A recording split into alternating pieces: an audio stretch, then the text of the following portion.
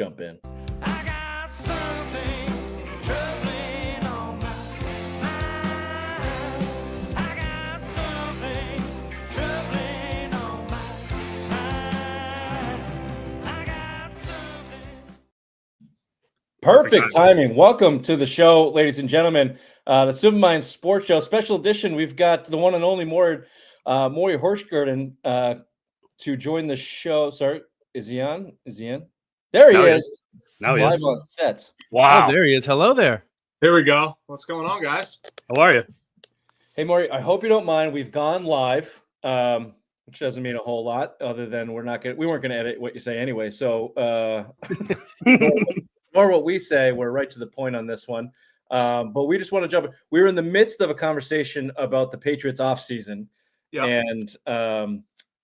and basically kind of bashing it, even though they've spent like $250 million. So we'd like to do that, but we start the show with some opening takes. And as you've joined us here, we'll do kind of your thing, and we want to get some information on you. But what you got any opening thoughts on the Patriots offseason as we are with our number one sports anchor for Boston Channel 7? What's your opening take here? Yeah, so I think so far it's good. I don't think there's a way that you can look at what they've done in the first couple days from the legal tampering period to today, the first few hours of the 2025 NFL regular season and the calendar year beginning in any other way other than, it's good the Patriots have spent money. Now, is it exactly at the positions that we would have hoped? No, you would have liked to land a wide receiver. You would have liked to land one of the top offensive tackles to protect Drake May. But as we saw when weapons on the outside for Drake May and bodyguards up front, when those players weren't available, like a Ronnie Stanley or like a Chris Godwin or what have you, they went out and they used the dollars that they would have spent on those players in other ways. They give Milton Williams a ton of money. They go out, they get Harold Landry. I think Carlton Davis is going to be a good piece.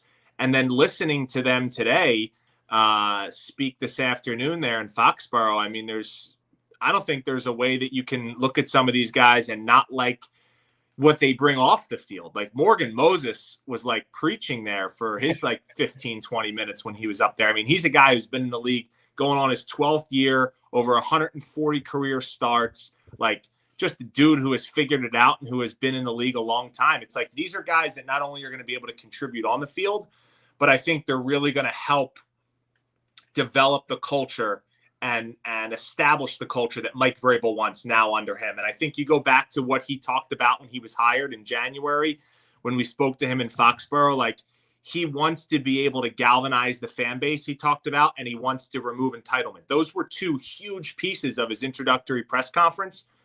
And with the guys who at least were introduced today, I think they check the boxes. Are they the sexiest names in the world? No. Are they necessarily going to be here for a long time? Who knows? Carlton Davis, has battled through injuries. He might only be here a couple of years. Same with Morgan Moses, Robert Spillane. This could be just a 2-3 year thing. Milton Williams has, maybe a longer road because he's still in his mid-20s. Could re-sign here one or two more times. But like these are guys that are no nonsense that I think the Patriots want in their rooms around the young guys that are already on this team now, and then also the ones that they're about to draft next month. Yeah, I think all of that is well said. And coming from a suit, making us generally, You're always the best one. Welcome YouTube for watching on this because we're all very devilishly handsome. You're really putting us to shame on that, and a little bit aggravated by it. But I'll go make this a little less casual. There we We go. know you're Thank coming you. from work, so Thank it's all good. And everything you said, Like I told you guys, we changed some software systems in the back. So we had a dress rehearsal like 20 minutes ago. And then I was just keeping it on for the 9 o'clock news as I'm sitting there watching the Bruins give up 4 goals in the first period. So, okay, well, that's also taken away from my take about the Bruins on this show. So more, not the best introduction here because No, that's a good segue. I don't know if we could say anything bad about the Patriots signings. And, just give us a second. We'll get to that in a second. Look, special guest. Morey Hershgordon from Boston Channel 7. He took up your opening takes because I'm pretty sure you guys are going to say the same thing. So let's do this. Let's just take 2 seconds to start the show. We'll come back. We want to know more about Morey. We'll do some more Patriots talk too. But why don't you go ahead and start the show there, Raymond?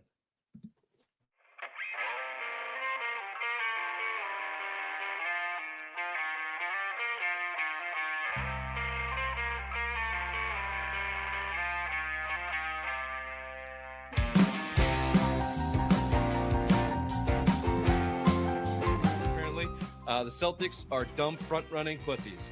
This is the same team they have been for 4 years running.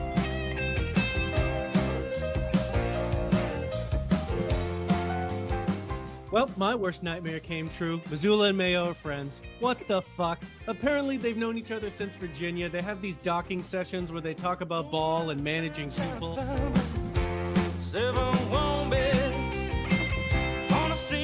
I'm on vacation. I'm going to quay all these. I'm going to fucking watch them this week. Do you say quay?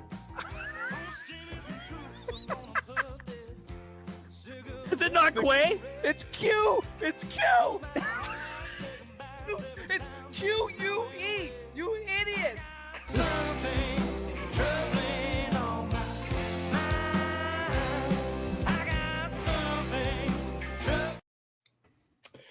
All right, welcome to the Simline Sports Show. Let's forget how aggressive our intro is until we have a guest on. They did lose to the Thunder, though. They are kind of front-running pussies a little bit. They're champions, though. They're champion front-running pussies.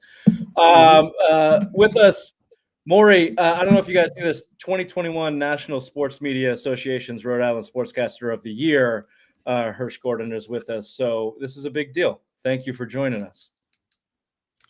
Yeah, no, you're welcome for sure. Appreciate that introduction. I don't really you try to just, forget about all the awards and keep our head down. But, every once in a while you do come up if you're in it long enough. Sometimes you open up the email inbox and you're like, oh, hey, I might have won something. But no, I appreciate that. Hashtag do your job. That's how you get notified of awards these days, is via email? Yeah, right. Email or maybe a text message. No, who calls today? Yeah. Well, Nobody I didn't know. picked I thought up it would maybe be a nice letter, nice letterhead, Actually, you know what? Something possibly laminated. It might have been like a Twitter notification or something, but That's even worse. But I don't think Twitter works anymore. I appreciate that. I'm happy to hop on, and always love talking ball. Well, look, you're coming to us live from studio, Boston Channel 7. Now we're on our podcast, Simline Sports Show. Do you host a podcast, and are you aware that TV is dying, and we're moving on to the next phase? Does Channel 7 know that? Are you guys streaming or? We are, yeah, on our app. We are streaming, so you can watch us anywhere. My folks back home that are on the East Coast but south, they're back in Philly. They have it. My dad puts it up on the TV. I'm like, you can just watch it on your phone in like 5 inches, at the dinner table if you want. But he always likes pulling it up on the TV screen. That's amazing. That's and awesome. we're pushing like 10 years in the business now, and I've been at a couple of stations, but he still wants to put it up on the big screen. But yeah, cool. No, you can stream it for sure, no doubt. No, of course we can. So we want to do this. We won't take you too long because I know you guys got to get back, and I do want to talk some ball, but wanted to give you a little bit of a platform here. Coming from Philly, we've got some Philly questions for you. You've got a mixed bag going on down there, but just a little bit from your background, because it's sweet, and you've come up and you've done a good job.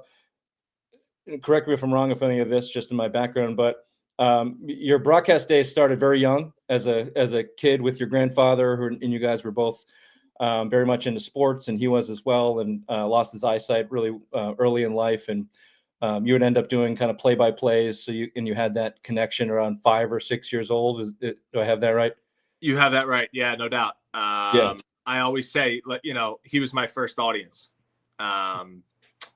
Yeah, he lost his eyesight when he was 40. It's my maternal grandfather, passed away a couple of years ago now, but had a recessive gene, took his eyesight, like I said, when he was, middle of his life. And since he was sighted for so long and went to Penn State for school, and obviously was a big football fan and loved all sports, he knew what a baseball diamond looked like. He knew what a football field was. It wasn't like someone who's blind from birth trying to visualize what sports are.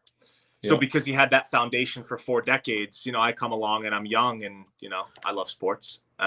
So we'd go over, and that was our bond. It was like, summer nights, I'd go over to my grandparents in the Philadelphia suburbs, and, it's 7:00 on a Tuesday, and we turn on the TV, and it's Vincente Padilla pitching for the Phillies against, the Mets, or like Chipper Jones and the Braves, and I'm giving him play-by-play. And then, I sleep over, the next day we'll do the same thing. And this is across all sports, even up until, right when he passed, which was July of 2021. Like, I was in Wisconsin for my first job, middle of Wisconsin. Actually, I know the Hausers fairly well, so it was like right around the part where Sam Hauser grew up. And I was working Super Bowl Sunday, Patriots Eagles, that was happening, not too far away in Minneapolis. And I called my grandfather on the phone from my job, and I told him to turn off the radio, and I gave him play-by-play the last quarter of that Super Bowl, because awesome. we had done that for years. I mean, do you turn on like a play-by-play voice, or you're just Morey to him, or you're like, yeah, so here's the thing. Yeah, I was kind of like play-by-play or reporter anchor, and I kind of went like the anchor reporter way. I don't really have like the play-by-play voice necessarily. My thing, and I the first thing I saw was a piece on you. I've known what I wanted to do since 6 or 7, and this was before I learned about your grandfather and that whole story, which is really touching and moving. My first thought was like, how bad do you have to suck at 6 or 7 at sports to like, I'm not going to play, I'm going to announce this. I I'm going to be the next Drew Bledsoe, but you're like, nah, I'm going to announce Drew Bledsoe's crappy reception. For sure, no doubt.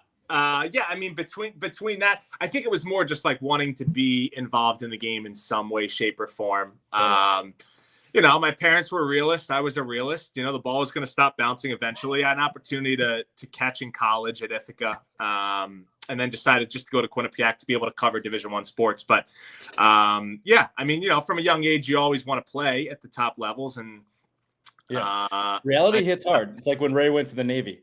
They kicked him out. I just have a one more question. I'll turn it over to Ray because he has some Philly questions, and this is more about the professional business. Well, actually, I have 2. This is not about professional business, just more personal. Are you as depressed as the rest of us around our age that SportsCenter sucks as bad as it does now? You must have grown up like watching those guys and no doubt. And in fact, one of the few shows that I will turn on every day at my desk. I have 2 monitors. One's usually like a Felger and Maz type of local show. The other one is PTI. Yeah. PTI is a staple. And the fact that Around the Horn now is about to be extinct. Which is crazy. They're gonna have to shift some things up. 100 million to Stephen A. is yelling at people. It's not going to carry that network. I hate to clue it to him, but put the resume in there more. Last question on the professional. Throw it over to Ray. Is there when you get into that business? I actually went for communications journalism to Springfield College. Quit that pretty quick.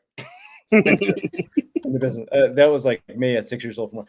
Is there a pretty test? Do you have to go in now? I imagine some kind of AI. They put your face in they've got a Joe Mazzulla analytic screener, and they're like, "No, get out of here, dude." Where we would obviously all fail, except for maybe Bobby. He's got a nice chin, but obviously, a handsome man like yourself made it through. What's the qualifications there? And obviously, they got to be pretty tight-lipped with it nowadays, not like the 60s, 70s, 80s, but you got to pass a test, right? Like, you can't go walking in there with a couple chins and get on TV. I mean, listen, man, like there's ways between TikTok and between Instagram. I mean, you can really build a following today in many different ways. You really can. Now, like the traditional route, you graduate college, you go to like your small market like I did, which is kind of like single A. You get some reps, you try to impress someone, you build up. Yeah, I mean, that's probably for, certain types, but I mean, you can make a lot of money. You're looking at it. We're the internet types. You're on network TV. We're good. It's cool. But yeah. Go ahead, Raven. All right, this is going to be the Philly Fanatic Rapid Question segment.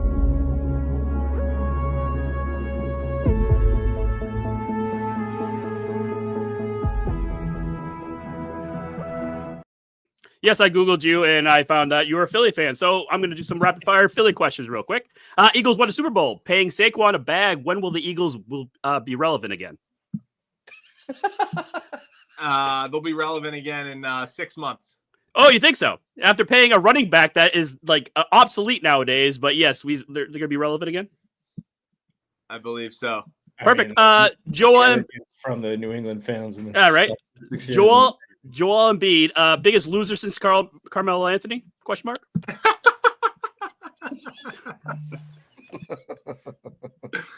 Not a fan of the process. All right, so you don't trust it anymore. That was my second question.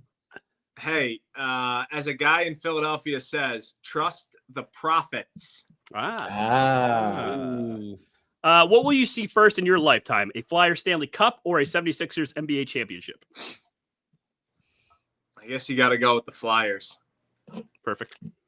Don't trust the process. I'll jump in here. Allen Iverson or Jason Tatum? Better player. Better player? Yeah. I mean, Tatum's got it. Tatum's got a ring. Tatum's five straight All NBA first Does teams. Tatum's 8 years beat Iverson's career at this point with the MVP? In this time, for sure. I think so. Right. I think so. I mean, to me, the biggest thing is the championship. I think that's just so heavily weighted. But when you talk Iverson, I talk Iverson. You're pulling at the heartstrings. You're pulling at like prime 5, 6, 7, 8 years old of like learning to just like devour box scores in the newspaper every day, and like that's like where your true fandom begins. So I mean, and he was like I'm gonna say Jordan. He wasn't Jordan, but in terms of like influencing a league, Allen Iverson was like at the pinnacle of that. He did a generation. He influenced a whole generation, kids and stuff. Yeah. So it's not just that. Yeah. Would you rather have Jason Tatum and Jaylen Brown or Ben Simmons and Joel Embiid? There's a layup. Put a lot of thought and time into this preparation. Thank you. Last question. Being a Philly guy, have you ever been to Penn's Port Pub? Oh, good question. Thank you. Say that again? Penn's Port Pub. Have you ever been? No. Huh. Next time you're in Philly, you and the wife, great establishment. Take her there. No. You're welcome. You're welcome. Get on a.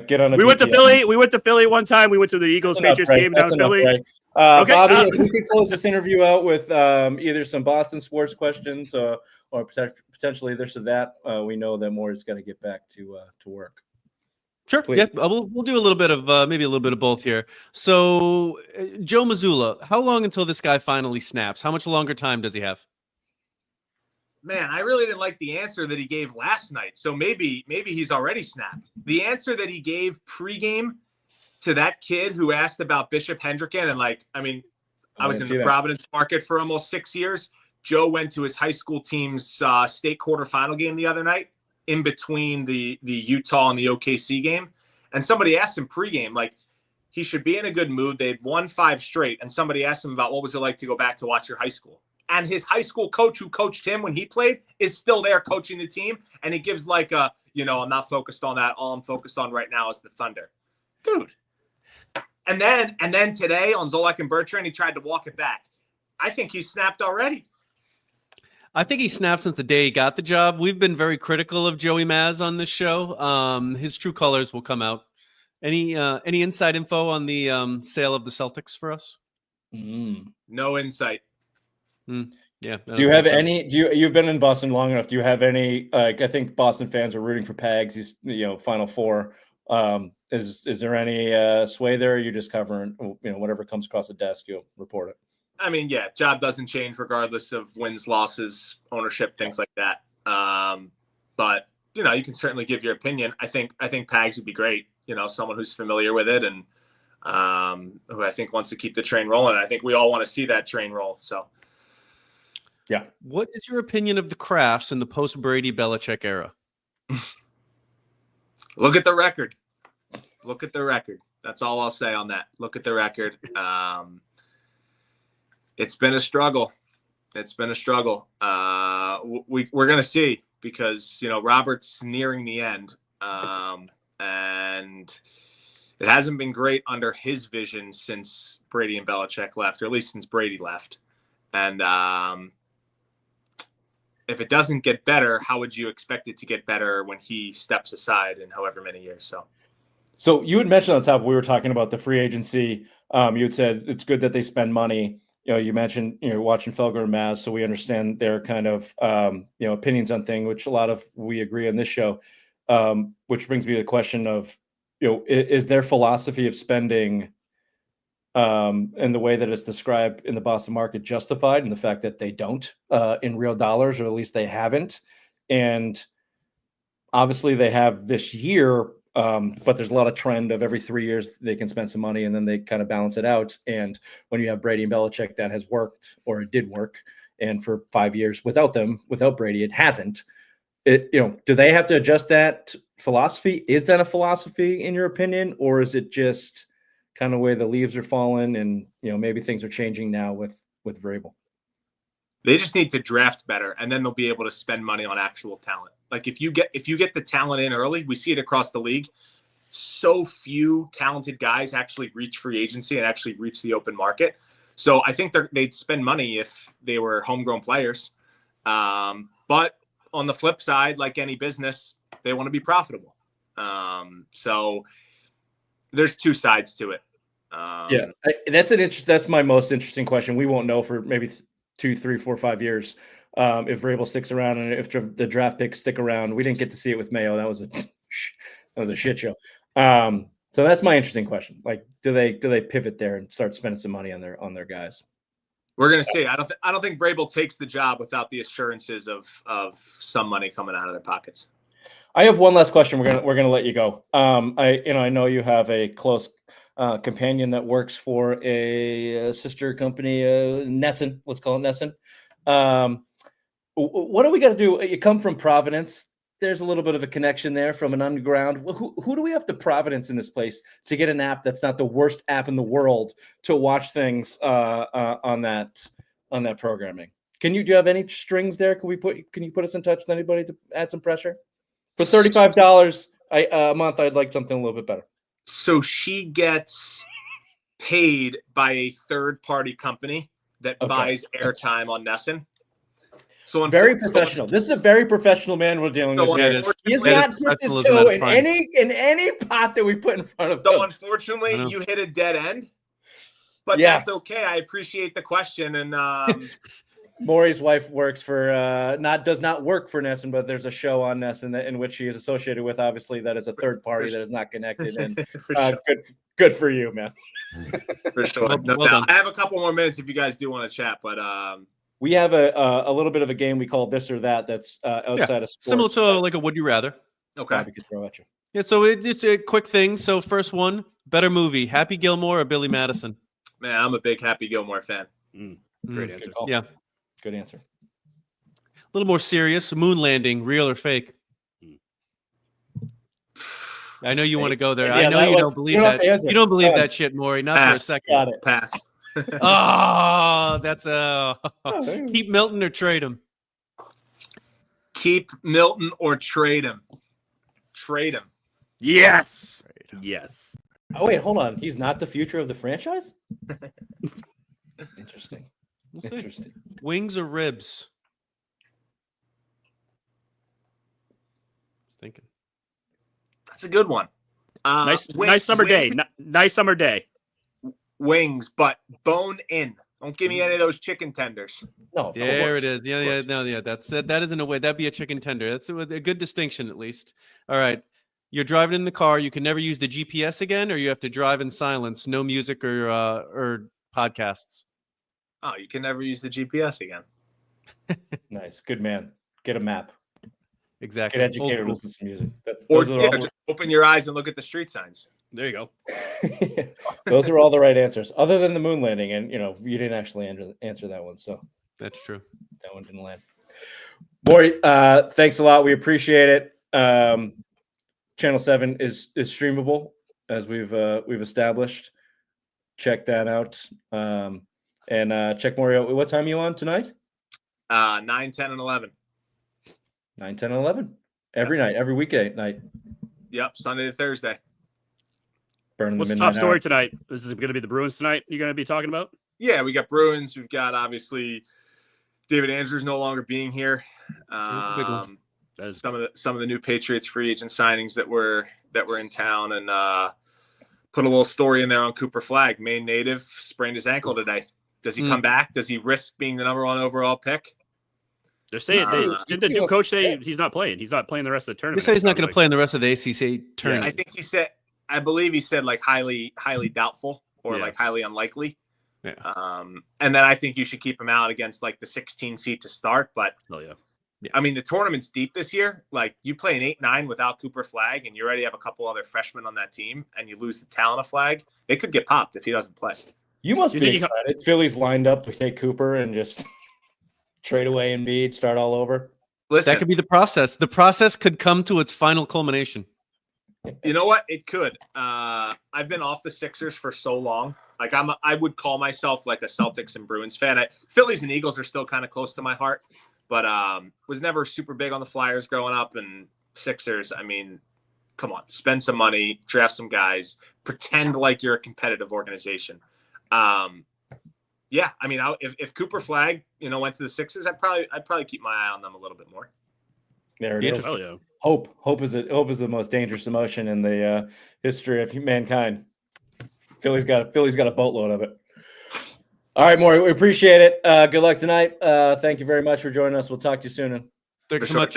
Thanks, guys. Take care. Bye now. And there you have it. Morey Hershgordon joining us live from studio. We will take a quick break. We want to get these guys' thoughts and all three of our thoughts on the Patriots right after this. I got something troubling on my mind. I got something troubling on my mind. I got something. Music was a little loud there. I'm sorry. Okay, Patriots free agents. We haven't had a chance to talk about this. Tampering period was on Monday, where everything went down. I mean, has a free agent even been signed since free agency, quote unquote, started on Wednesday? Yeah. Not from the Patriots. I think Williams signed.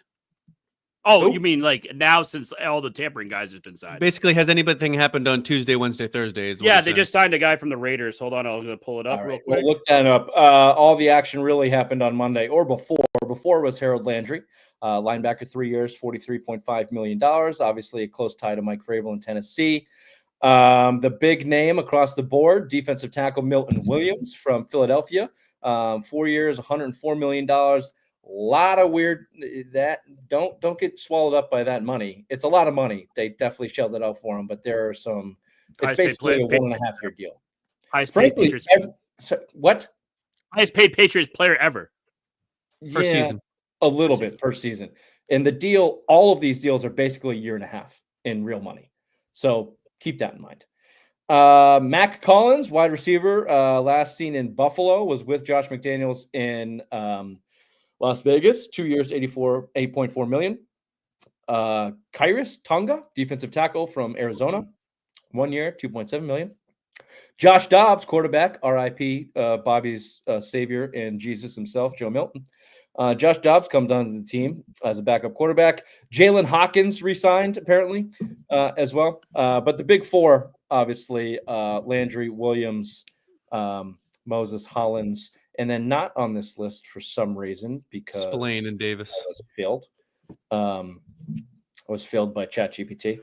Are Davis as your second cornerback and what's the linebacker's name? Robert Spillane. Robert Spillane. Kind of a smaller running linebacker, running play linebacker. He's all over the place. He's. I think they're going to play him next to Bentley.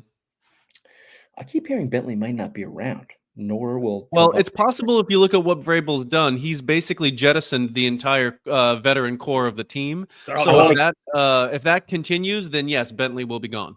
I want to get to that in a second, but I do want the opinions on.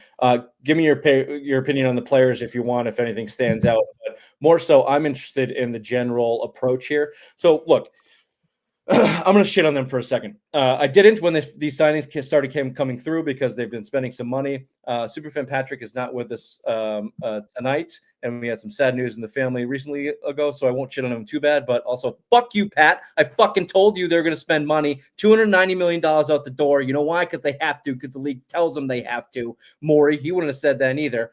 Real buttoned up there, Morey. Have a drink with us next time. $290 million out the door because they had to. And where'd they spend it? On defense. Not because they looked into Godwin and they offered him 20 more and he didn't come. Not because they looked in the left tackle market and didn't see what they could get. No. If that's the case, then they failed at their job. They failed at getting Chris Godwin in the door. Fucking fail. You don't get credit for trying. Okay? This is the same thing as last year. So maybe that's the case. Maybe they misjudged the left tackle market. They were in on the kid that signed with the Chiefs for $15 million a year. They really wanted him. They pursued him, didn't get him. So they failed at all those. And maybe they misjudged the market. The first report we had on Monday was Milton was going to Carolina.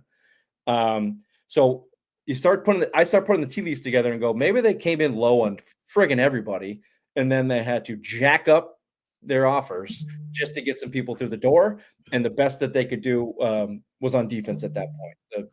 The chicken had left the coop, or whatever the saying is. If that's the case, I don't like it. But if the idea was the plan is to go spend money on these defensive players in these positions, and they have a secondary plan to address the offense, which they have not done yet as of Thursday at 8:36, which we can crush them for, then okay. As long as there's a plan and everyone's on the same wavelength, then generally you get some success out of that. But obviously it goes unsaid that they have not done enough, and they certainly have not addressed the biggest needs on the team by spending $290 million at defensive tackle, linebacker, and second cornerback. Well, you got a second year quarterback right now. You got a franchise guy, and you didn't help him in any way, shape, or form. You don't have a left tackle. Yeah, you got a right tackle and Moses Malone. Yeah, you're from Philadelphia, 1976. I apologize for I that. love a bunny hook. He does have a good bunny hook, but you don't have a wide receiver one either. So I mean, right now you didn't set up Drake May for his second year right now. There was only so many players that were available there to sign. On defense, the main talent was there in free agency, so that's what they kind of dipped into. I agree with your premise, Richard. If the plan was to choose these defensive players and then address the offense in a systematic way afterwards and not just go into scramble mode, if they're in scramble mode, then it's a total failure. And then, but we don't know until we see what happens. But if you look at the players that they signed, you could say that they each have a role in what they're going to do and that they fit what the team wants to be with what Vrabel's already said on defense, so that you can at least say that they are the type of player that they want. And they're already, and like we mentioned, they're blowing out the veteran core, so that these are the type of people that he says that they want as well. I have no choice but to believe a little bit that they failed at their first attempt in free agency to bring in offensive talent in this team. We know they have said they failed. Well, we know that they couldn't get Godwin in. We know that they offered him a bigger contract and they couldn't convince him. They didn't. They were not on Deebo Samuel for a 5th-round pick. They weren't on kid from Seattle. DK Metcalf. Thank you, Metcalf. Now Cooper Kupp has been released, and the Patriots have said that he's asking too much money. So. Like I said, the left tackle now in Kansas City, they weren't in on Joe Thuney for a 4th-round pick. So what's the value you're placing on your offensive talent, and what's your plan? We've seen your plan on the defensive side of the ball. What's your plan on the offense? If your plan was Chris Godwin, and damn it, Ray, can you look up the guy that signed, the tackle that signed for the Chiefs? I think he was a guard, and they're going to move him to tackle. He's a younger player. He's not a wholesome name. Say again. Was it Dan Moore? No, Dan Moore went to the Titans. Jalen Moore. Jalen Moore. The Patriots were in on, and they lost him. Okay. So from the offensive side of the ball, they failed at every attempt that they've tried to bring in players other than Moses, a.k.a. Moses Malone. Who, as our guest Morey said, put on a preaching fest today in Foxborough about Vrabel, and that's great. To your point, Bobby, I have the clip for that if you'd like to hear it. Yeah, give me a sec. They've brought in character guys. They've got in guys that they recognize, and they brought in a potential game wrecker in Milton from their big time signing. But again, I'll reiterate this. I've been saying it for 2 months. They had to spend money. They had to spend at least $190 million this year. Okay, so you get there by giving 26 of it to one guy, and they've yet to spend it on offense. So questions should be asked. Was the money spent in the right place? And what's their next move? And what's their next plan? You've got $100 million or something left. The cap doesn't even matter. Cooper Kupp is out there. Your number one wide receiver right now is Demario Douglas. Your number two wide receiver is Kayshon Boutte. If you go into the season like that, it's a failure. I don't give a shit what you did on defense, especially if you don't have a center, a left guard, or a left tackle. You're failing. To this point, the Patriots offseason is still a failure. I don't care that they spent $290 million on defense. It's still a failure. You didn't address your biggest needs. We knew what they were, and you haven't touched it yet. You haven't even come close. You haven't even attempted to. Or I guess you did attempt. You failed. But at least we've got Moses Malone. Please. Playing a lot of ball over the course of my career, going in year 12, man, obviously the historic, the history of being a Patriot. And obviously, man, I know the question is coming about, what was the pitch of coming here?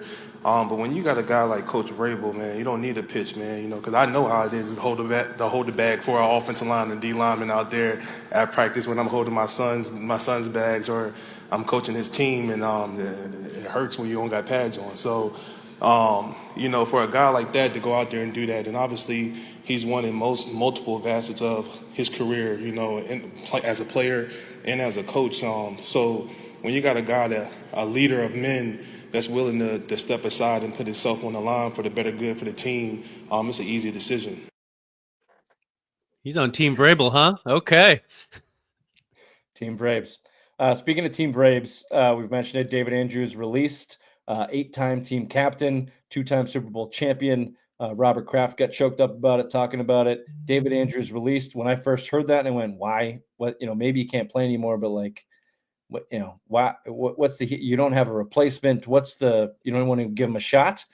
And then, started thinking about it. I like it. Ooh. No holdovers. This No one. 5 years. He's going to blow out the whole core.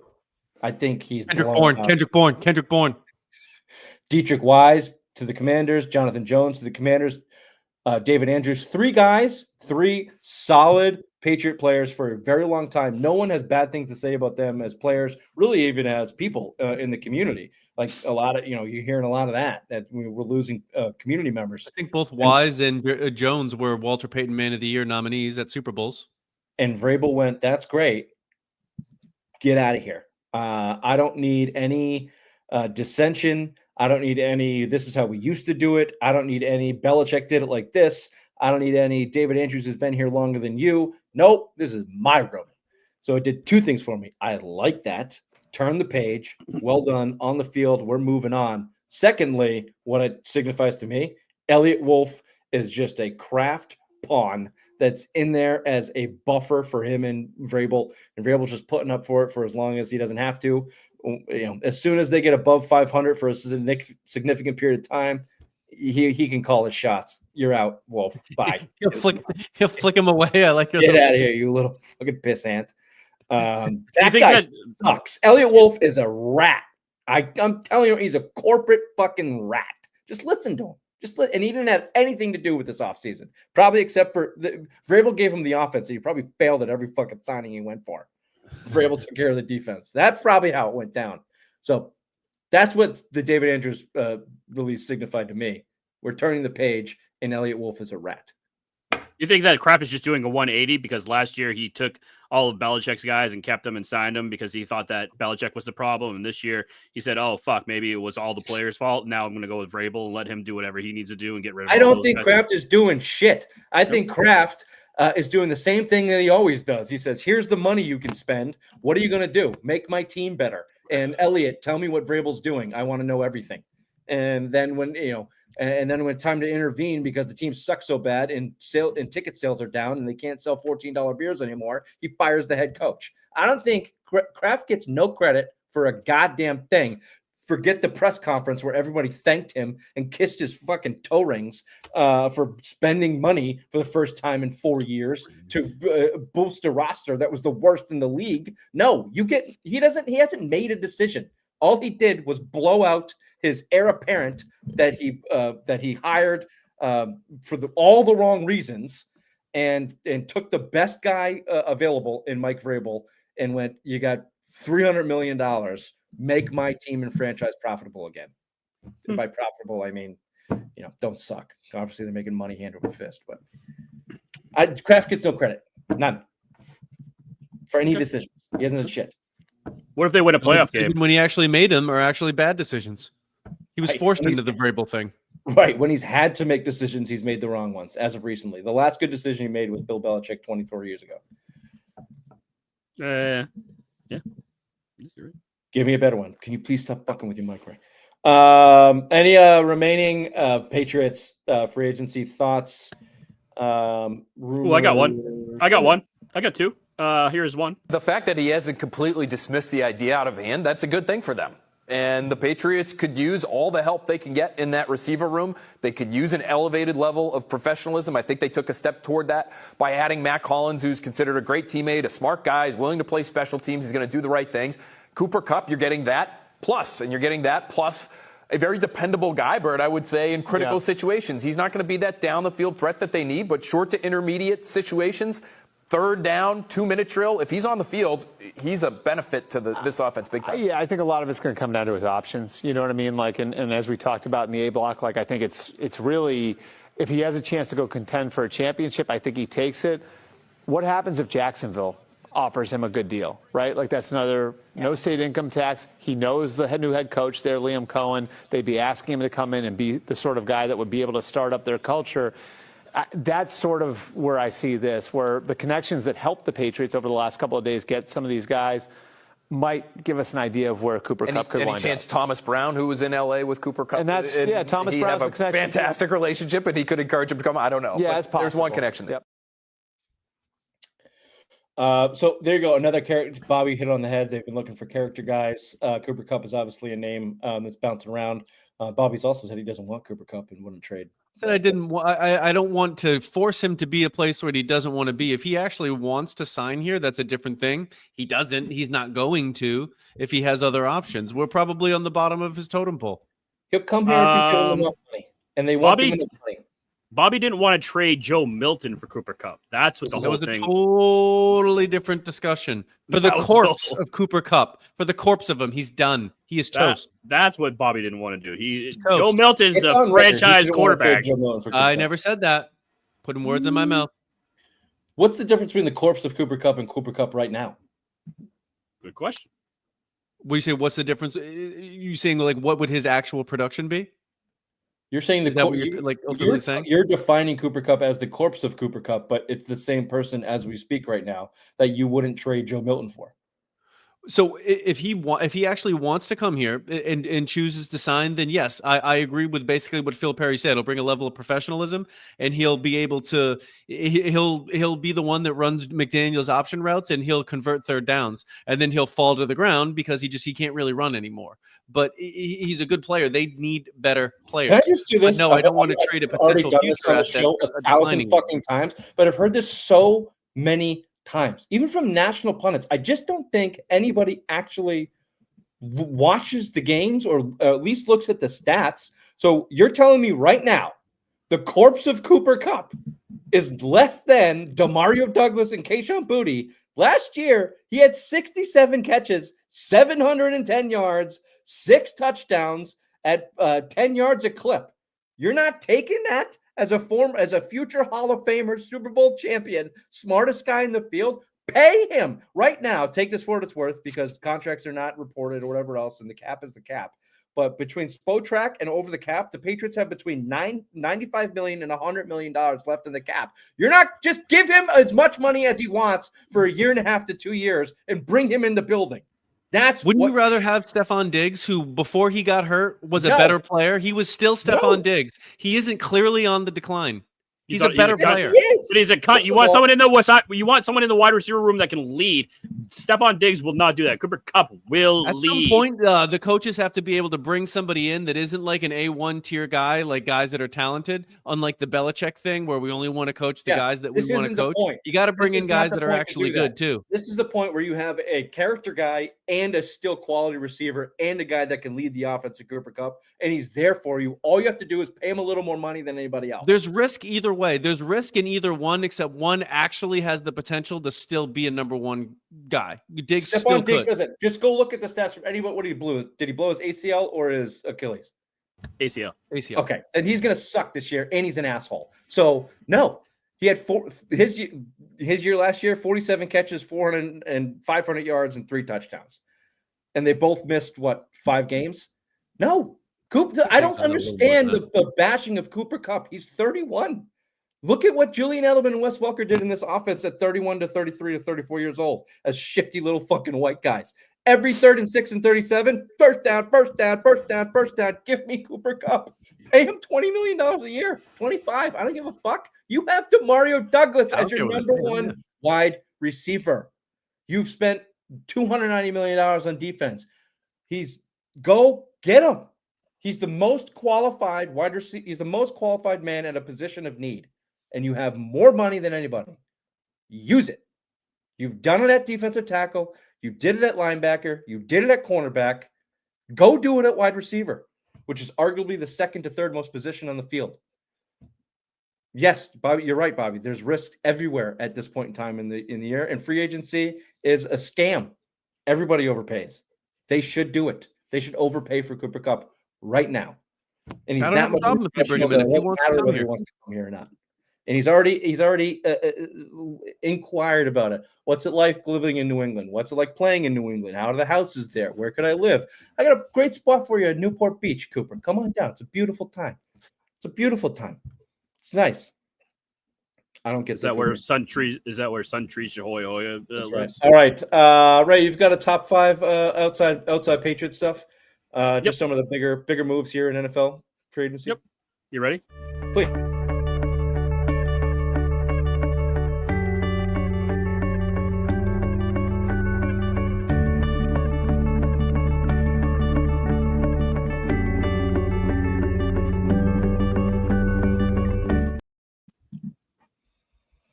I was on computer audio the whole time, and you just told me. I've been telling you. I put it in the private chat, and you didn't look at it. And then I don't look at private chats. Only during headlines with the obvious one, because then you shit on me during them. I have like 20 unread ones that I have to go back and look at. kind of pinholed you there. That's correct. It's also getting hot here. Go ahead. I got me all steamed up with the Cooper Kupp talk.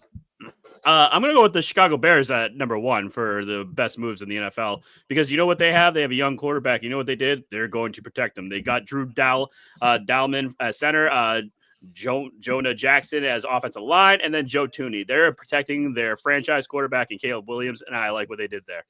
Good move's not going to help. He sucks. Yeah, Caleb Williams blows. He's a cunt. Astute. Yeah, DK Metcalf going to the Pittsburgh Steelers. I think that's a good move. I think that's going to get a quarterback there that's going to help that franchise out. I think that, he said that we don't need your analysis and everything. DK Metcalf, okay, fine. You trade and pay $140 million to a wide receiver that runs up the sideline when you literally don't have any quarterback to throw to him. I guess nice, good move.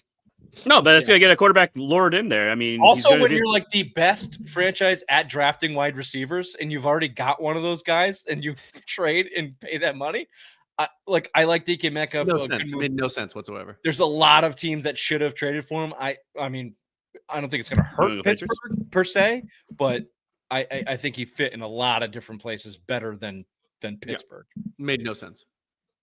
Bobby, you got one? Do I have one? He wasn't responsible for that, Ray. Keep going down your top 5. No one said we're both going to do it. these segments, you said I will do it. DeAndre Hopkins going to Baltimore. DeAndre Hopkins. How How about, do you have Laramie Tunzel traded to the Commanders? Ooh, or the Commanders anything the Commanders did? Commanders are going all in. The Commanders are going all in with Commanders, 1-year deals. They want to fucking go. They're going to win the NFC East this year. I think the Commanders did a fabulous job. Can I give you a reverse Tunzel take? Why are the Texans trading Tunzel, who had a bad year on the offensive line, but he's still clearly their best one? Way you add to that instead of trading him away. That's when you ask questions about why they would trade him. Obviously, they think he's damaged goods in some way, or you wouldn't trade a franchise left tackle. You just wouldn't do it. You think? Why else would you do it? That's now what, they have to replace him, and now they're one of these teams like the Patriots, literally without a left tackle, unless they're just like, we'll just draft one in the first round, and that's that. Well, you know the other side of that, of why they would do it is money if they don't want to pay him. Well, if it's owner driven because they don't want to pay him, that's a totally different thing. I'm just football reasons. But you got a rookie quarterback on a rookie deal. What's the problem? You should have plenty of money. It's fair retort. What other stellar stuff you got there? Zach Wilson going to Miami? Yep, that was one of them. That was my next one. That's a great one. He's gonna fuck a lot of mothers down there. Actually, Justin Fields to the Jets. Say it again. Fields to the Jets. Justin Fields to the Jets is really a good one. Mac Jones to the 49ers. Both of those. I hope he plays. I hope they trade Brock Purdy to the Titans for a first, and then Kyle Shanahan's like, "Fuck you, Mac Jones is playing." How amazing would that be? How amazing would that be? That would be from San Francisco is a story in itself. San Francisco's tanking. Not that they're tanking, but their team is deteriorating. Their windows it's an exodus. They're all fucking leaving. No one wants to play there. Half the defense. Well, they spent the most money in free agency between re-signing and signing their guys last year. It was something like $300 million or whatever. So, and they went 500. So yeah, they go. Yeah, but now Ayuk wants to get out of there. Ayuk wants out. He wants to be traded. Can I give you that one? Would you? Last year we had big debates on this for the Patriots and on Brandon Ayuk and whether the Patriots should go after him. Are you in on the Ayuk trade? Yeah, I'm on anything. The second round pick or a third round pick trade for him. Now he ultimately has a cheaper contract than what the Patriots offered him last year, and they could probably get a better deal than the second round because he's injured. So they could make the damaged goods argument if they could do anything. So they could probably get him for one of their thirds. This is true, but we got to be out. He blew his ACL. He's Kendrick Bourne. He's not coming back till week 10. So it's the same thing. You're like, just wait till next year and sign a guy. You got to be out on Ayuk. He blew his ACL. You can't trade for him. What else you got? That was it. That's who's quarterback for Seattle? Fucking Sam Darnold. Sam Darnold. So they trade Geno for a third round pick and then sign Darnold 3 years, $100 million. What are the Seahawks doing? They're like, okay, we win games with these two. I don't want to do that anymore. Yeah, I'm not too sure. I would send the same question to the Raiders, although Geno's been okay, I guess. Well, Geno, they've won like that's big. That's big of Rich. They've won games. I've come off the Geno Smith train. I've had to. I've had to. The Raiders are going to try and win games now. They have a 75-year-old head coach. They're going to try and win games now. No, Geno wanted to go there because he wanted to play with Pat Carroll. Do that with? I don't know. No. He's been good. He's been good enough. We'll see. I bet you the Raiders are hoping Shador fucking drops to him, and that's going to be the heir apparent, and then Geno. We have to absolutely pray that Shador gets drafted in the top 3. Ryan Clark says that it won't happen because he's black. So keep that in. Did he actually say that? Yeah. Good old ESPN. He pulled the race card up. He pulled the race card on ESPN today or yesterday. I forget what it was. That was so Cam Newton ago, Not that 3 white guys have anything to say about it, but we do. Shador Sanders is like the most heralded fucking prospect for no goddamn reason other than the fact that his dad is Deion Sanders, and the race it's never come into play ever about it. Ever. It doesn't even make sense. He's talent-wise maybe a top 25 guy. Well, the player that should get drafted ahead of him, Travis Hunter, I think made Shador Sanders and Deion Sanders. He plays. For Deion Sanders, he played on the field in literally every snap and was the best player on offense and the best player on defense every single time. We'll see how he does next year without his 2 kids. Basically, that's like his stepson or something. Oh no, Colorado is doomed. Oh yeah, they're fucked. Yeah. Colorado wasn't even good this year. They didn't play anybody. All right, there's some ramblings there. If we can, I just want to quickly relate because we talked with Morey here, but I do want to touch quickly on the Bruins stuff and then on the Celtics. So let's do that right after this.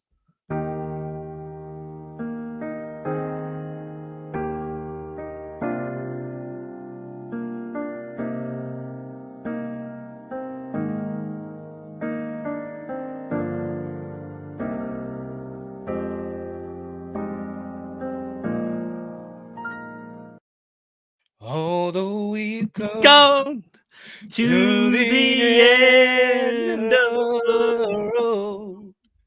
Still I can't let you go. It's one of the saddest songs out there. Nice Boys to Men. Men drop there.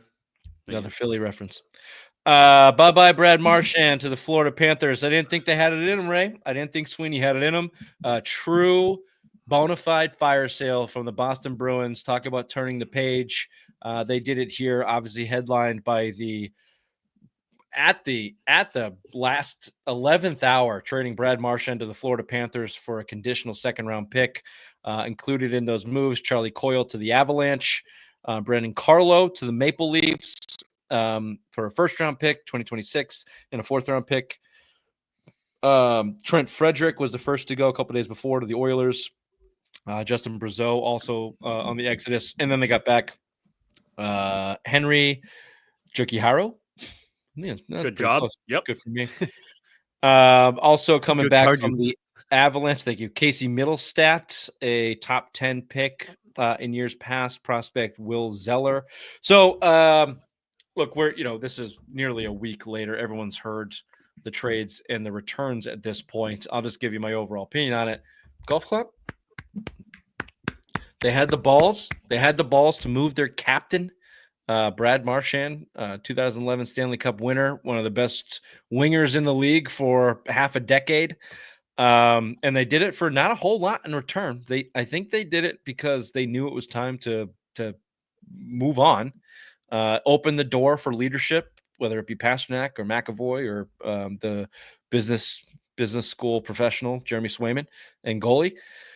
And then you move on from some stiffs like Coyle and some softies like Carlo. And here you go. You've got cap space moving into next year. You've got some assets and some number of second-round picks, one first-round pick a couple years from now, some prospects and Will Zeller, an underachieving guy in Casey Middlestat. And I fully expect them not to head down to the bottom of the draft, but package these things and bring some NHL players in, use that cap space to fill your needs and field another competing roster next year that's going back to the playoffs. The Bruins never truly bottom out. I think this is a retooling year, but at least now you've got some assets that you can dip into the draft and hopefully get some prospects and get a decent prospect pool going. Obviously the biggest risk here is Don Sweeney's track record on drafting friggin' sucks. So that's going to be a number of years down the line to see if that pays dividends and if he's been able to turn that around. But overall, I don't know, B+. It sucks to see guys go, but they had to. They were dead in the water, and they got decent return for guys, and they had the balls to do it.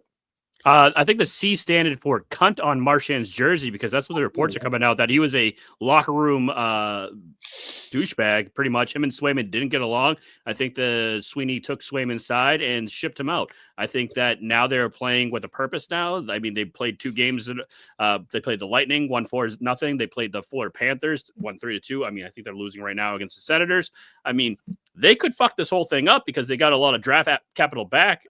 They could make a playoff run. They could do it. I mean, I think they have like a 10% chance to make the playoffs right now, but they could do it if they just put their fucking mind to it. And if Brad Marchand was that much of a cancer in the locker room, then yeah, why not? They're all going to be playing free and do what they got to do. They should do it. You signed Elias Lindholm for $7 and change to be a second line centerman. You signed Zadorov, who beat the shit out of Sam Bennett. Probably the best moment of the year for the Bruins in that game against the Panthers. You finally got to him. You've got McAvoy as one of the top 10 defensemen, paid defensemen in the league. You've got Pasternak, who I've had my problems with Pasternak, and I still don't think he's ever proven that he can lift the team, but maybe he's turning a corner. Maybe he's coming into a leadership role. He's obviously played very well offensively for most of the season here once he got rolling. He's leading the season with points right now, too. Yeah, obviously he's extremely talented in that department. So it's not like you suck. You're just a little bit worse than average. And if you play hard and your $8.5 million a year goalie wins a couple for you, you should be competitive the rest of the year. And then next year, you've got enough cap space and you've got enough assets to actually fill some gaps.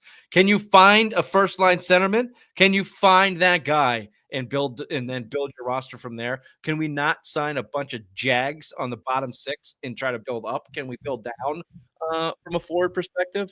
Because you still got enough talent defensively. Hampus Lindholm is hurt, and he's kind of been a 50-50 guy, but he's still there.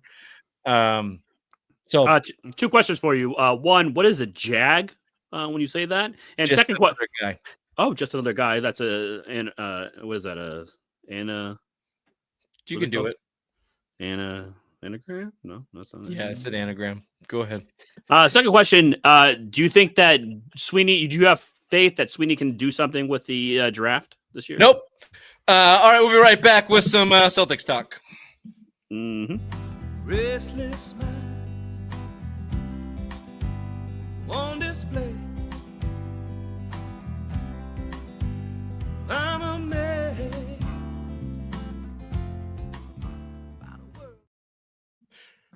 This segment is brought to you by Jags everywhere. Just another guy. Just brought to you by the number one Jag in the Boston Celtics organization, one Joe Mazzulla. Boston Celtics lose 112-118 to the Oklahoma City Thunder in a finals preview. Celtics 0-2 against the Thunder this year, swept in their 2-game series. Celtics shot 63 3-pointers. They missed 43 of them. They still only lost by 6. They were in the game till about 4 minutes left. Jason Tatum was called for a bad traveling call on an up and under move, and Oklahoma City basically ran away with it after that. Here's my takeaways. Obviously, the number one, you were outcoached. The Celtics were playing. They were constantly on their heels all game. I mean, I don't think they had a lead above 2 or 3 the entire game. Most of it, they were down by 6, clawing back. They tied it in the third quarter, and a nice run. But you were outcoached. I'll back up and throw it over to Bobby, because I think this is a Joe Mazzulla story than anything else. But I actually don't think it's that big of a story. I think Oklahoma City is just really good. I think they're young, they're fast, they're aggressive, they're talented. They're a bad matchup for the Celtics. But also that coach, that no-name white boy on that sideline, I don't even know his name, it starts with a D. He coached circles around Joe Mazzulla.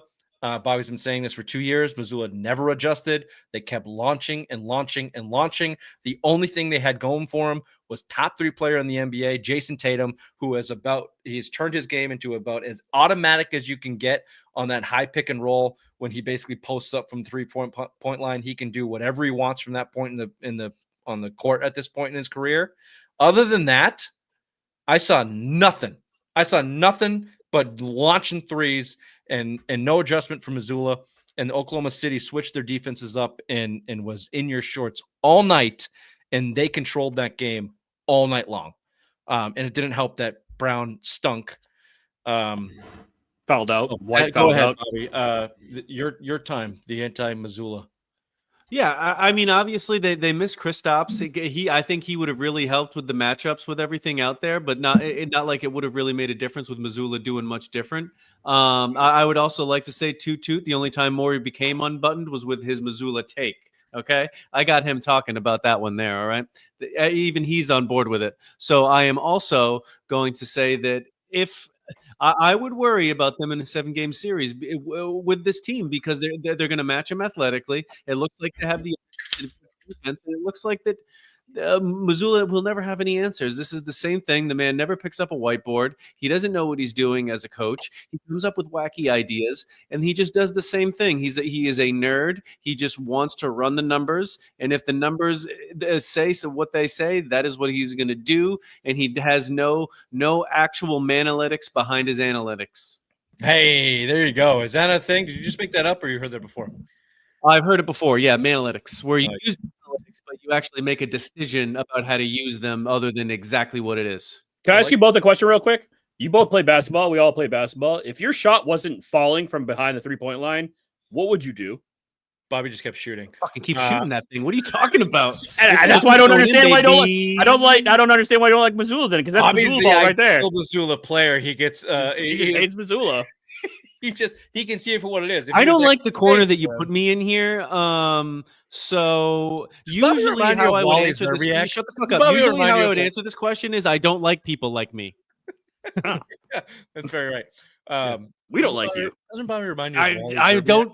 I can see how I'm. Wally Zerbiak, yeah. I see Wally Zerbiak, yeah.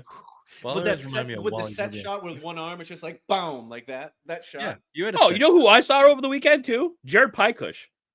Nice. Do you know what Kelly said to me? He looks like shit. Oh, Kelly, head coach of did he look like shit, or did he just look the same? No, he's just gray. He's just gray. He's gray, very stressed. No, he looks good. Yeah, I mean, he's skinnier than me. I'm like, you look good. I thought. Not hard to do that. I just think. I think yes. The Thunder have been the best team in the league for a long time. They remind me of the Celtics last year, were top to bottom the best team throughout the entire year. Thunder have something to prove every night. They're young. They're ambitious. But look, I think they will be out. Joe Mazzulla will get outcoached by a guy like that all the time. Joe Mazzulla will rely on the numbers. But honestly, if the Celtics hit 3 more threes, they win. And if Porzingis plays, then Jaylen Brown doesn't have. I hate it too. I hate watching just launch and not so bad to watch. Very quickly, right? So you're right. We do play basketball. Very quickly, you can dissolve that team of their defense. A very young, aggressive defense that gets handsy and makes you aggravated. It's called a backdoor cut. It happens very often. You get the ball to the middle of the court, you backdoor cut on the baseline, and you beat them. That's it. It's a very simple, basic basketball concept. They're overplaying you up top. Go inside and backdoor cut. It's a very or reverse pick, off ball pick. These are very basic basketball concepts that are not implemented in Joe Mazzulla's basketball in his 5-out high pick and roll basketball game.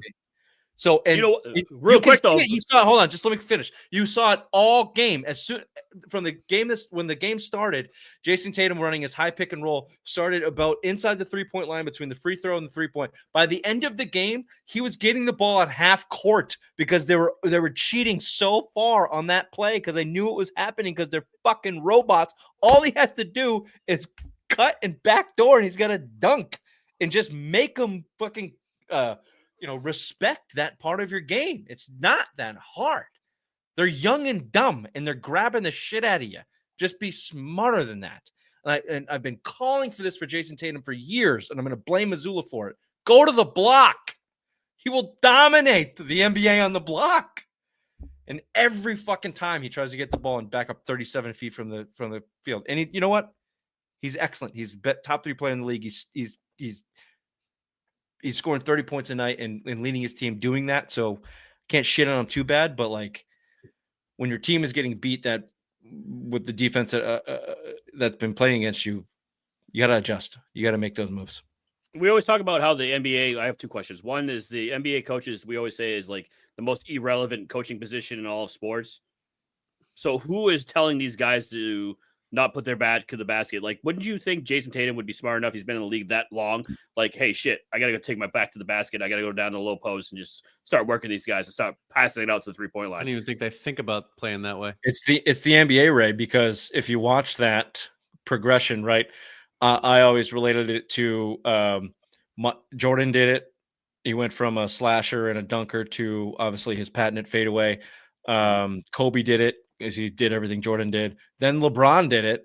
And now as the NBA has evolved into Steph Curry's NBA, LeBron doesn't post up anymore. LeBron shoots threes. right? So the entire NBA, nobody has a back to the basket game. Nobody. which is crazy. I mean, the if you second put question- Shaq- basketball is not a part of NBA basketball. if you put like this is why I hate Joel Embiid. Like he's basically Shaq in today's NBA. If you put Shaq in today's NBA, You dominate. like, what are you gonna do? What are you gonna Nothing. do against that Can't- guy? He'd probably He's have just gonna 40 a turn night. around and dunk it over literally everybody. Everybody. So I would think smart teams and leagues would zig when other teams are zagging and the entire league is zagging. And maybe the Celtics are just at the pinnacle of that and they're succeeding at the pinnacle of that movement. And as they evolve and players have to come off their roster, then hopefully they will evolve in the way that the style they play. But last thing here on that game, speaking of style of play, I hate Shai Gilgeous-Alexander. He's Really? Why? He's a skinny James Harden. And just- I thought you were gonna. You should have said something better than that. Go ahead. He's Canadian. Is he? Oh yeah, He is Canadian. he's Come on in. That's Come what on in. I thought. That's what you're gonna be. I thought that was gonna be. You're like, I fucking hate this guy because he's Canadian. No, Canadian. that's your president's thing. I think that I hate Gilgeous-Alexander's game. It's the flops left and right, feel a little body temp, jump off, throw the ball against the rim. It's James Harden from 2023 or whatever until they changed But that he doesn't rule. he doesn't like chicken wings and strip clubs though, so he's gonna be a better player. Well, I hate him even more for that. He has 505 free throws this year, second most. That's the most free throws made on the season. You know who's second? Who? James Harden. Oh, You know how many less free throws he's made than Shai Gilgeous-Alexander? 69. 100. 100 less free throws. I hate that style of basketball. Just throw your body into somebody, throw the ball up, and Combine get the watching that with the Celtic style, and you have a very watchable NBA series. Very, very tough. Although that game was very entertaining, even for everything that we've talked about, all the bitching that we've done. High drama, very good. entertaining. Very good. You know what? You know why it was good, even though their styles suck. It was physical. Yeah. It was physical, and the Celtics got out physicaled. They brought the energy. Surprise.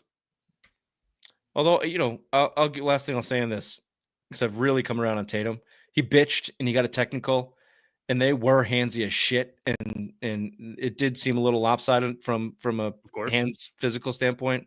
Oklahoma City Thunder, but they controlled the game, and Brown said that after they said they out physicaled us. They controlled the game in that narrative, but Tatum didn't flop. Celtics don't flop anymore. There's no Marcus Smart out there. They go strong. They go hard. Whoa. The heart and soul of the team. Can't talk about that. So anyway, that was a little bit of a rambling section. Real quick though, I had a 2-part question. You didn't let me answer my. Bobby and I have a whiteboard drawing. It's the backdoor cut with your mother. This or that with G Bobby right after this.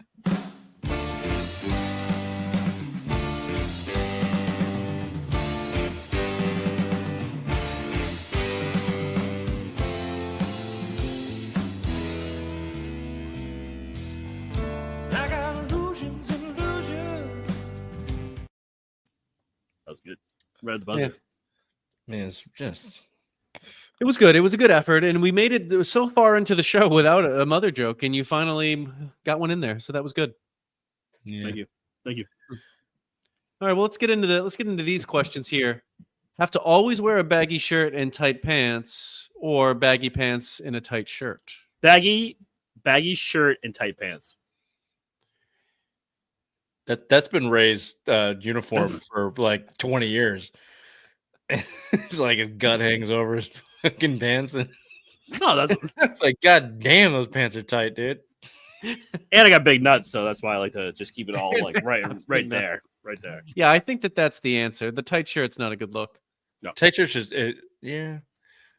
Oh, I just You have feel you have to have that physique to have that, and I just don't. But even if you have the physique, I think you just look cunty. Yeah, I know. It was a little cunty. I put on these jeans from like right out of the dryer, and the jeans are like you got to do the whole like day of stretching. Tight pants suck. Well, yeah, you don't want them like too tight for casual wearing, but yeah, I like I you don't think want to if- wear yeah, extra if tight thrust pants like into the Slims. choice. I think you go tight. You go tight in the bottom and loose on top. But Yeah, a tight shirt. Yeah, you don't want to be doing that. you know what's the worst feeling? And Ray doesn't get this because he's the head plumber at a place. Bobby might. Do you wear Corporate undershirts under your dress shirt, or you go straight dress shirt? I cannot. I have to wear an undershirt. Or do you wear a white I shirt? don't have the ability to not wear one, even if it's 98 degrees out. I can't do it. Ooh, good band. Do you go t-shirt or like a V-neck or crew? Well, when you say undershirt, like a wife beater, that's what I'm talking about. What?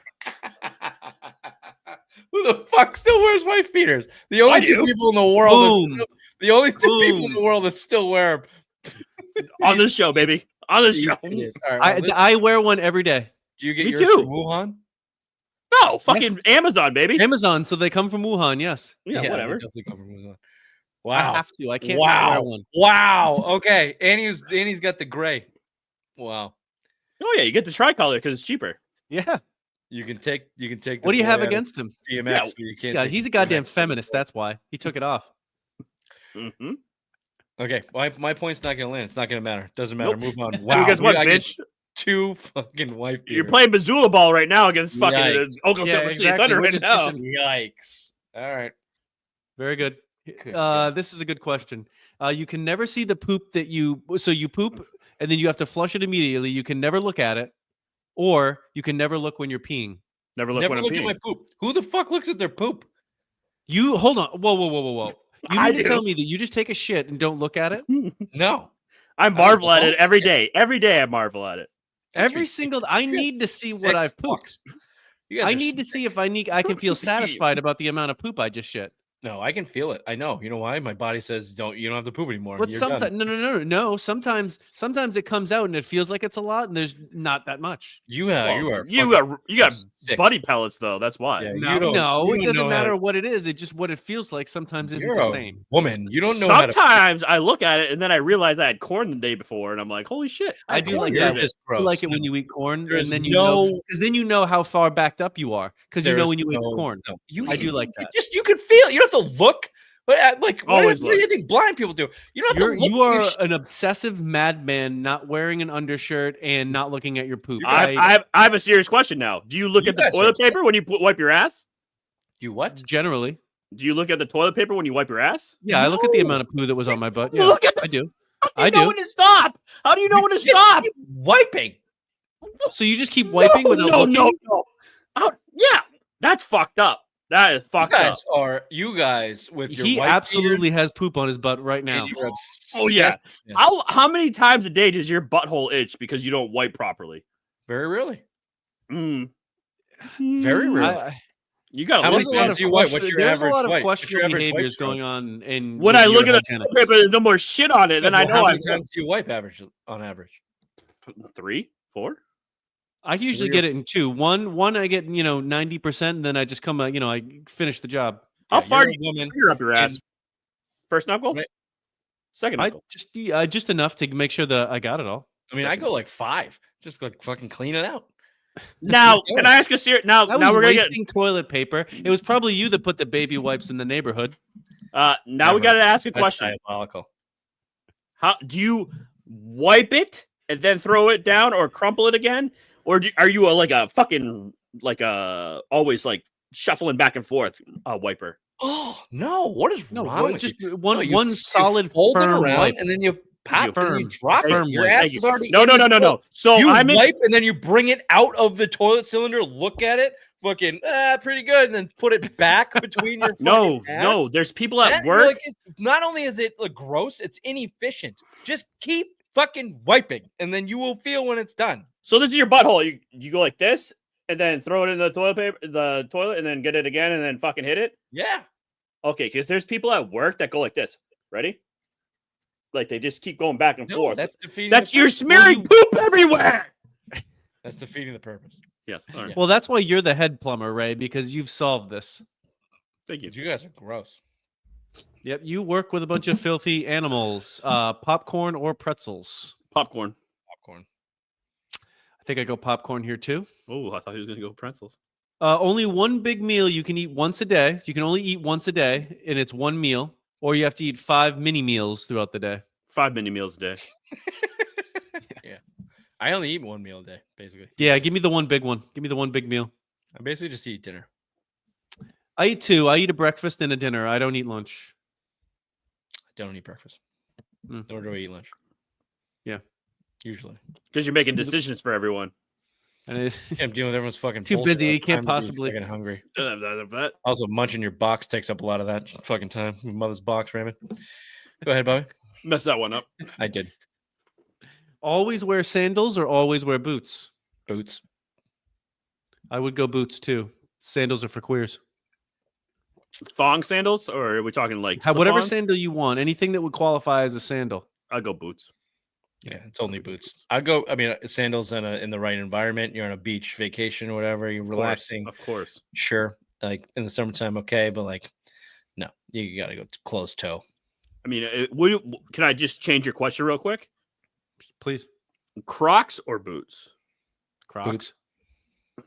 Crocs. My man. Crocs. My man. If Crocs is an option, I'm taking Crocs. Me too. I hate when the season's turn and I can't wear boots. So I don't really have I'm not a sneaker guy. I don't really have like a go-to. We live like near the lake, so I wear Crocs basically all summer. But like if we go out, like I don't really have a lot of things to wear. Just put boots and jeans on. Like so when we go out in the summer, I don't know what to wear for my feet. I always feel very awkward. You don't know what to do with your hands. No, and I don't think grown men should wear sneakers with jeans like when you're going out to dinner. I feel like you should be a little bit more sophisticated than that. Even if you're going to some shitty chain restaurant? Yeah, like you don't like like Chili's. cheese, Oh, How Chili's. dare you? You better never wear sneakers to the 99s, Raymond. Look at this. There we go. A little this or that. Hard-boiled eggs, rate them 1 to 10. Fucking 0, old dirty rip. Hard-boiled eggs. suck. Yeah. Hard-boiled egg. I don't have much use for that, no. You don't like hard-boiled eggs? I like it in my macaroni I'd say a salad. 4. Macaroni salad, you cut them up, fucking little mayonnaise on that. I fucking love it. Your mother likes them. All right. Let's keep with the food questions. A pot pie or a shepherd's pie? Whoa. What's a pot pie? A pot pie. Oh, It's pot like pie. basically A it's pot a pie. I know what shepherd's pot pie with pie a is. crust. I know Or what a a pot shepherd's pie pie. is. Give me shepherd's pie. Give me the pot pie. Give me the pie crust. You I like like a it. crust. I love shepherd's pie, but like a good chicken pot pie, can't beat it. I don't like Give me peas. the pot pie. I don't like peas. I'll eat them. Don't get me wrong. I'll eat a chicken pot pie any day of the week, but give me a shepherd's pie. No one Corn. likes peas. Like, what is there to like about a pea? Like the taste of a pea is not like It's just scrumptious. It's a fucking it's a volume of protein. That's all it is. Just a filler vegetable. Yeah, it's a texture right. thing. Just get it in there. This one I like. You can never drink water again or never eat healthy food again. Never eat healthy food again. Yeah, you have to do. You'll die if you never drink water again. So Well, you can you can get your moisture from other things, but it can never just be water. And if I'll tell you you where I die, get that's your own. I'll tell you where I get my problem, moisture okay? from, Vine. I'll tell you exactly where I get my moisture from, and it's not going to keep me alive. That shit stinks. That is spoiled as spoiled can get. So give me the water. Well, you'll die if you don't drink water. Yeah, I'm going to never drink the water, and I'm just going to sustain everything else I could do. Well. Okay. So, well, you'll be dead in 24 hours. 36 hours without water, dead. We'll put that to the test. Be a computer hacker or an outlaw biker. Computer hacker. I'd be Oh, you fucking nerd! I knew you would choose that. Let me filthy be the rich. biker. I'll be filthy rich. You'll be in jail. Yeah, getting fucked by and then I'll Bubba. drive by Oh, and God. whack you over the head with a hammer and drive away laughing. Yeah. I'd like to see you on with some assless chaps fucking riding a Harley. That'd be awesome. Yeah, your Only the mom good had die the young. pictures. Let's go. Sons of Anarchy. Cold plunge or sauna? Sauna. Give me the Yeah, cold sauna. plunge. It's over real quick. But you have feel you better ever after a cold have you ever plunge. been in a sauna? What do they call those? Sauna beds? Sure. With an old man, just towel to towel, just talking about sports. It's just Very called nice. a and sauna. pleasant. Okay. Have you ever been in a sauna, just talking sports with a man with you both in towels, free balling it right there? So we recently, I don't know if you guys heard, Ray's president fired my wife, and so we had this HSA account, and all this money was in there for medical expenditures, and we had to spend it before she was fired. It was like several $1,000s, and we had to get rid of it because she was fired for no fucking reason. So we got the sauna blanket thing, and it's awesome. You just lay, and it's hot, and you soak, and you sweat, and So where is it though? it's in your mother's ass. No, I'm being serious. Like, where do you have this sauna? Anywhere. blanket? It's just like a sleeping bag. You just throw it down anywhere, plug it in. It's just hot. Ooh, because I can't do that in like bed. Like going to bed, do you take? No. You Okay, have to do, like, okay. sort of a So workout. basically, you just it's just like this If sweaty. y'all don't give sleep- us what we want, like, we sitting out. Sorry, Shut up, Angel. Sorry, Angel. It's a sweaty sleeping bag. It's a little bit gross. You kind of have to wipe it down after. Yeah, well, yeah, I just picture you just get in and sit there and sweat, and then she It's gets in. And really that sweaty. is, oh, that is Then a, you hop out and you take a free. that is a disaster. That is cold. just a waiting boil of bacteria and filth waiting to just. You know what I'd infect look like everybody in the house. if I were to do that? This is what I'd look like. Like an asshole. Yeah. All right, we're very late. Finish this up, Bobby. Can only ride in the trunk of a car or only in the back of a pickup truck. Back in easy. pickup truck. That's fun. All right, we'll be back with Simplest Minds of the Week. Oh, back to school to prove to Dad that I'm not a fool. I will say, I don't know if you can tell by looking at me, I do have family members with Down syndrome. It almost got me. I dodged it, but it nicked me. Bit of a day walker myself. Are you stupid or something? I'm as stupid as stupid does. All right, you just saw a little clip. Nice teaser there from Ray. Our number one Simplest Minds of the Week is the one and only Angel Reese. If y'all don't give us what we want, like, we sitting out. That's a possibility.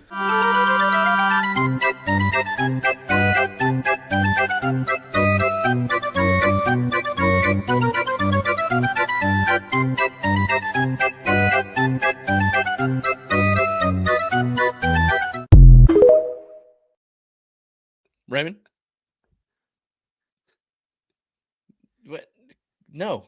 You're muted and you put the No, wrong- if the WNBA disappeared today, no one would notice. Antonio Brown saying what pretty much everyone else in America is saying about Angel Reese threatening to sit out the CBA negotiations.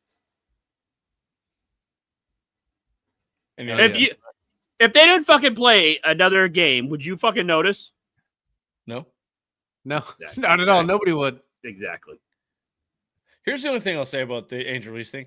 I think a lot of what she says is stupid, and I don't have any inside understanding of what's going on in the CBA negotiations. But name me another player in the WNBA. Caitlin Clark. Okay, go one more. Right. So Angel Reese is the Deanna Taurasi. Yes. I think she's retired, isn't she? This year. Close Okay. enough. Close enough. Sue Bird, 10 years ago. Rebecca Lobo, 20 years ago. Candace Parker. Oh, there you go. Very good. Done. That was a long time ago. I think she's retired. Yeah, she probably had a couple kids. Lisa, Lisa Lobo. that's Rebecca Lobo. Lisa Leslie. Leslie. Yes. Hey, whatever. She's got the plethora. I've told you they've signed the television deal. There's more money coming in. So you want to negotiate. You're the for. Do you know what they should do? So she's the face of the WNBA for better or for worse. So if this is what it takes to get her fucking her union deal, then more proud. Would you want to watch the Chicago deal? Would you want to watch the Chicago Skyline or the Indiana Fever with Caitlin Clark? I don't know what either of those two things. I don't want to watch either of them ever. But if you had a choice, gun to your head, you have to watch Didn't one. she give me the gun? Go to the finals? What? Wasn't Chicago in the finals? No, that's Angel Reese's team. Oh, I don't. Yeah, You I don't feminist care. piece of shit. I don't give a shit about the WNBA. All I'm saying is, if you're as a part of a union and you're in negotiations, I don't discredit you for doing whatever you got to do to fucking get it done. And if that landed with somebody from the other side that said, "Oh, they're going to hold out," and there's people that have invested in this league, and it gets them some more money, well, fucking kudos to her. She's the face of the league, for better or for worse. Mm-hmm. I don't agree with what she has to say, but I mean, how much more could she actually want? And then they're like, and here's another $30. She wants to be paid like the men, she said. I don't know if she actually said that. She did say that. Well, then she's an idiot. And anybody who says that they want to get paid like the men better be saying within the percentage of the men, and then they'll be able to take the percentage off of what the league actually makes. And you know the worst thing I heard about this whole thing? So then she would have to pay the league. yeah, maybe. Although there's some funny math going on there. We've bagged on them for losing money, but I did a little research on that. There's some funny math going on. Pat Beverly, of all people, said this. I don't know if we have this. He said, just for being an athlete, they should get paid more. It was one of the, like, they work hard, they put in the effort, they put in the work. Like, just athletes in general should get paid more, which was one of the most tone deaf, stupid fucking things I've ever said that I've ever heard. That's like, Ray as a plumber saying, I go to work and I leave my ass crack exposed and I do my thing, so I should get paid more. Like, no, like it's supply and demand, you dumbasses. So I take everything back. You're Ray is in demand. He is the only plumber at that job, so he is in demand. You should Angel Reese's thing. You should. You know what? Yeah, Ray? you should march directly into your boss's office. I have a review on Monday. This might come up. I might play a clip and be like, hey. This tactic and see how it works. Okay. And if you get more money, then you have to be on Angel Reese's side. You need to stress how important you are as the only corporate plumber there. Okay, and you need to tell that individual what your list of demands are. I'm gonna show my boss this. I'm gonna be like, I want more money because look at. They're gonna go get out, Ray. And Mario's going to be in the background laughing. All right. Can you throw this one? This one's on there. This one's called Runner Beats Runner. Virginia high school track runner has gone viral after clubbing her opponent in the back of the head with the baton in the middle of the race. Now, the culprit, Alayla Everett, says that she did not mean to hurt anybody, that her arms and the baton got caught up, and when she tried to pull it away, that's when she hit her by accident. The victim is Kaylin Tucker, who says that she has a concussion and possible fractures. I'm just a person by myself. Nobody's going to believe me because I can admit from the video it does look purposeful, but I know my intentions and I would never hit somebody on purpose. Now listen, it's tough to call it an accident when we all watched this girl get her head caved in like she was Opie in Sons of Anarchy.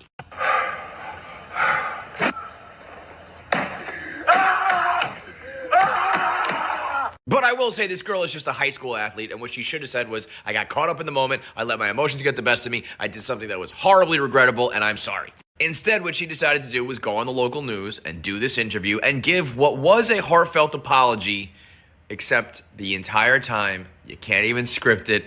The funniest part of this whole saga, the smoke alarm was chirping the whole time. It was the state meet. It happened on Tuesday. The state meet was on Monday and Tuesday. I received the baton. I'm second leg merges, so when I was merging, I was like, okay, I'm doing good. I only see one person. Eventually, after a couple times hitting her, my and thank you to KFC for that. That's I mean, dumb mistake by a high school kid, and then just got blown up out of proportion because of the internet. But she beat that girl with her fucking baton in the head. Yeah, she did. Would you watch track and field though if you could do that legally? Oh yeah, that's called roller derby. But you don't have the roller skate, so now you're just fucking going out there. If Angel Reese started a roller derby league, people would watch that. I would be there. Yeah, I'd watch it. Hussey's on skates. Next one's called. Actually, I'd like to save this one. Can we go to just a hat? Ooh, yeah. Please hold on a second. Here's the new MLB hat designs. What does that say, Raymond? That's the Texas Rangers, and they put a T in front of it, but it says tetas, which in Spanish means titties. That's nice. I like that. And did you have one more? I do. I think everyone can read that unless you're listening. This is the Oakland or AK Las Vegas, or where are they playing? No, Sacramento. The Homeless Athletics that just says ass on the front of their hat, which is actually kind of hot. I like it. Vine, what size hat does your mother need? She's got How dare you, Raymond? How dare you? And then Ray always likes to bring these shallow-minded stuff up. There's a fight in the stands at some high school. I'm thinking. You got an all-out fight in the stands right now, and this is getting ugly. Yes, it is. This is getting ugly, and not what you want to see for a high school basketball game.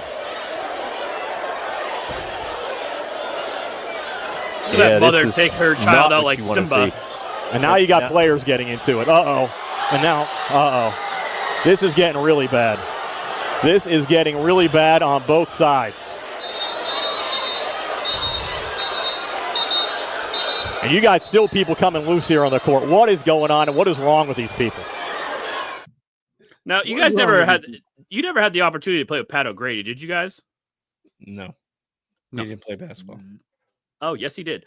He would start riots because he did. And he would start riots on the soccer field and on the basketball court. That man, we'd have not that kind of exchange, but there'd be fights when we played certain teams. There's a lot going on in that video. Anyone listening, it was just a mayhem on a basketball court, high school basketball court, of babies being hauled out. I believe the announcer called it Simba, and several other. I mean, you could watch that thing all day and pick out some characters for sure. Oh, hell yeah! I don't know what comes over people. Just walk out of that situation. And then lastly, here we've got the Poop Bandits. Ooh, I don't have a clip. I just have the photo of these two people. Say what? Thieves known as Miss Dookie and Mr. Clean use poop to pull off bizarre cleaning supply heist. Basically, these guys were throwing poop down and... I got you here. The shoplifters who allegedly used a bowel movement as distraction to make off with a basket full of goods are no longer on the loose. Cops arrested the people who are believed are the pooping bandits. The incident happened back in December but now police say they have identified and arrested the couple who referred to as Mr. Clean and Ms. Dookie. Cops say 57-year-old Tina Joyce is the one who dropped the deuce in the store after helping 36-year-old Nikivi Curry load up a shopping cart with cleaning supplies and beer. Respect. Police say the poop served as a way to occupy a store employee who was apparently busy cleaning up the crap when Curry beelined it out of the store without paying for nearly $500 worth of goods. Law enforcement says the couple hopped in a white van and drove off, and they identified the suspects after tips from the community and the police investigation. And here's a store from Family Dollar.